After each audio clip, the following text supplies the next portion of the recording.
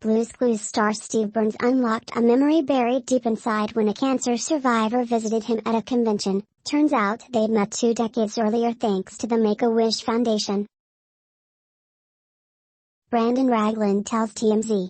He's been in remission for more than 23 years and recently reconnected with Steve at Steel City Con in Pennsylvania, some 22 years after their first face-to-face under much different circumstances.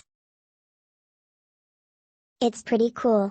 Brandon says he walked up to Steve's booth, shook the actor's hand and pulled out a picture of the two of them from 2000, back when Steve was a Make-A-Wish kid, and it all clicked for Steve, whose eyes lit up and said, "I remember this and you."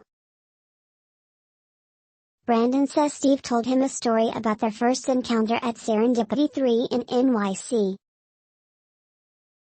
Brandon was a 4-year-old meeting his fave TV star, and Steve recalls him being a wild child running around the restaurant. During their reunion, Steve asked Brandon for a new pic together, and then they both started crying.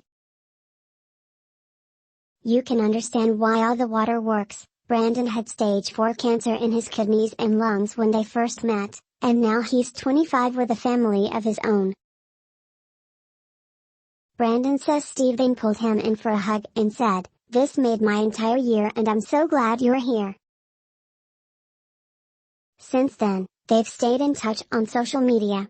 And Steve's made it clear how proud he is that Brandon's now a healthy father and husband.